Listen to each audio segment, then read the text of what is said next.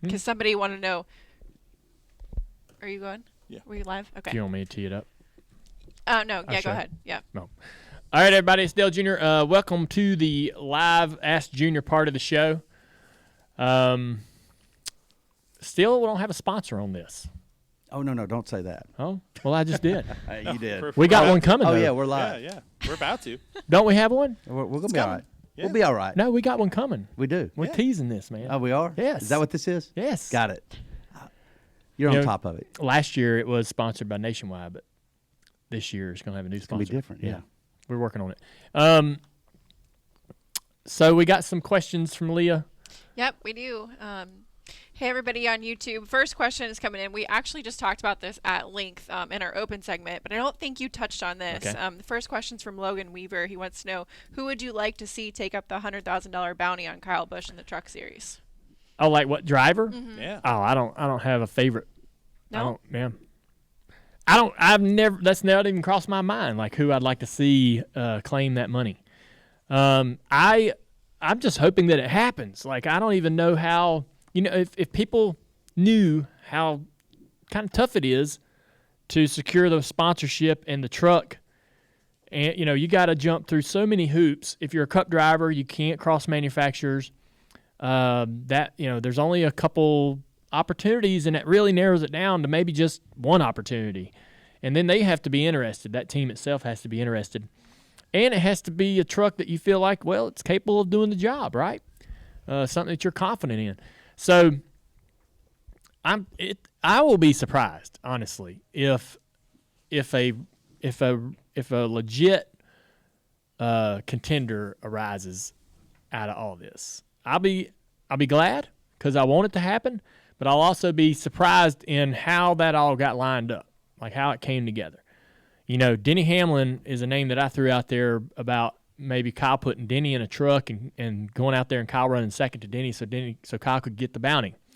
But Denny then goes on social media and says, "Hey, I'm interested. How do we find the money? Toyota, Coca-Cola, So even for Denny, a guy like that, it's not just it's not just simply saying yes, I'll do it.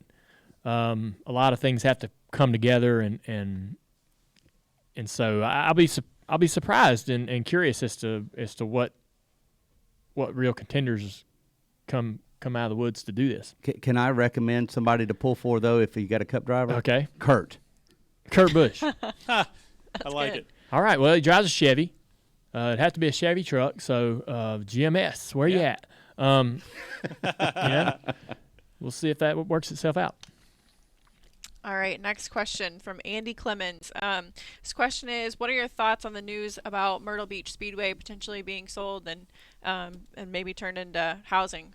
That's something that I even heard about back when I was racing there in the 90s. It's always been sort of, a rumor or a speculation that this could happen to Myrtle Beach Speedway, and it's, I don't know how serious to take these new revelations, but I hope that the track survives whatever challenges it's facing financially. The problem is the track could any track like this could be doing amazing. It could be very successful, but if that land is that much more valuable, which it probably is, if that land is just so much more valuable than anything the track could ever create in revenue. If you're the owner of that land and you'd rather have, tens of millions of dollars in your hands rather than running the grind of running a successful racetrack that doesn't create that type of revenue. You'd rather put that money in your pocket. Some guys are going to want to do that. And so it doesn't really matter, or a lot of the cases it's not a scenario of where that the track's failing, so it's just the land values go up. The economy is amazing right now. There's a lot of growth in the area that I live in. I imagine in Myrtle Beach there's good growth and things popping up, and that part of that particular stretch of highway, that land's always kind of been speculative of becoming a development or strip malls or whatever they have planned to go there. So even for the last 20 or 30 years, puts an age on me. But yeah, I don't know. I hate to see it go away. It's been there a long, long time, and I had a few laps there. So hopefully they can survive it. All right, question coming in from YouTube, NASCAR fan 4848. Will we be seeing any more collaborations with you and iRacing, bringing old tracks to the simulator? I'm always trying to get creative with iRacing on things they can that can be brought into the service, and I've been a big part of working with them for a really long time. I was a beta tester back way in 2002 or 4. Whenever they kicked off the beta testing, I jumped in on that. Got lucky enough to be a part of that, and they finally brought the service live, I think, around 2008. And I've been a customer ever since, and I've helped them. I can't even list the amount of projects that I've been a part of with them through the years. So it's been a great time connecting them with manufacturers, with organizations, racing organizations, government bodies, and tracks, everything that you could think of. So. It's been fun, and I plan to continue that relationship and just continue to be a part of helping that service and building their brand, and I love being able to help bring new content to the service, because not only I'm selfishly getting to enjoy it myself, but I know I really have a great connection to the community there with SimRacing, and I know how much it'll excite the community, and I know how much they'll love to be able to use the product. And so I'm excited to see North Wilkesboro pop up on my list of tracks that I need to buy. I'm going to click that button to go into my cart, and I'm going to go download it and have a lot of fun just like everybody else. Nashville, there's a lot of different tracks that Hickory, I'm in the middle of conversations with Hickory right now trying to get that track on the service, and they're showing some great interest in being a part of the iRacing family. All right, next question from Bucko Branham. Was it true your sister used to kick your butt, I think he means, in the late models? That's yeah, Kelly, when we started the late models, Carrie ran at Hickory, Kelly ran at Tri-County, I ran at Myrtle Beach. I'd run at I-95 on Friday nights. We never ran against each other, but they would have big races. We ran one together at Hickory, and I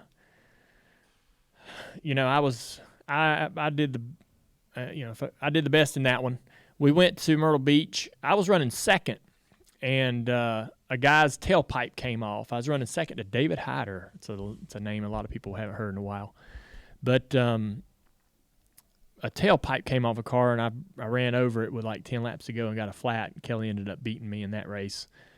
One time we raced it. We raced together at Myrtle Beach, and it was twin 50s, and my ignition box broke in my car. Kelly let me use her car in the second twin 50. That was pretty cool. That was always a good memory for me. But we didn't really race against each other that much. We went to North Wilkesboro one time. I think like 100 cars showed up, and none of us made the race. That was extremely embarrassing. But I can't, we didn't run that much together. And I wish we kind of had. Maybe it was best we didn't. That we all ran at different racetracks, so we didn't get too competitive with each other. We were very supportive. We'd come home and worked. I worked on Kelly's cars. So during the week, I built Kelly a car. I built one of her cars that she raced, and I worked on her cars. And I'd go with her to Tri-County and help her and unload her car and help her race it and take it back home. And then I'd work on it all the next week, and then I'd go race my cars on the weekends. My cars were down in South Carolina, so I could only get to my car to work on it maybe one night a week. I'd drive down there on a Wednesday and back. But that was a lot of fun. I was pretty involved in Kelly's late model program for many years, trying to help her get fast. It was fun. It was tough for her. Next question from Richard Jenkins Jr. What's your favorite memory with Mike Davis? He's been on the show for Good so Lord. long, but I feel like we've never heard that many Glory Day stories. What's your best, greatest memory with me, Mike? Mike, tell me your greatest memory with Dillner. I mean, yeah, that's such a Oh, hard come question. on. I mean, Is it a hard question? As far as we've literally 2004. This do is the just math. like It's Matthew. like 15, 16 years. Yeah. This Best is the memory. greatest, one of the greatest memories that you have with me. I don't know. I'm glad the question went to you and not me, though. Yeah. I think the best thing about that was, best thing with Mike was asking him to come work for me. So he had a great job, and was already working with me, and he had an avenue, I guess, in my mind. I don't know if this is real or not, but to work in sports marketing through Budweiser, and maybe increase that relationship with Budweiser and go that route, or come work with me and hope that went well. And but he came and took a job here. He's been just an incredible hire. I know he doesn't want to hear all this, but he's been so helpful in us building our company and stabilizing our business and growing our brand and all those things, and just a great personality with a great creative mind.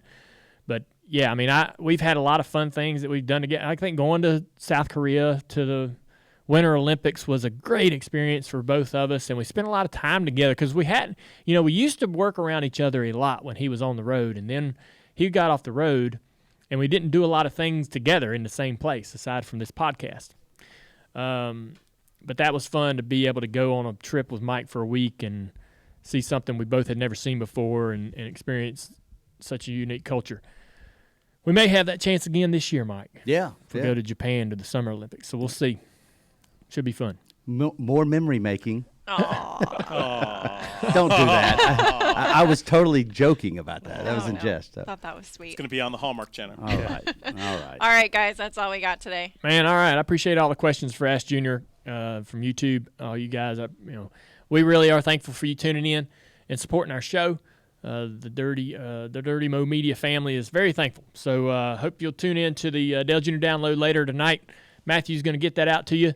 Also, don't forget to watch on NBCSN on Wednesdays, 5 p.m. Eastern. So we'll see you. Thank you.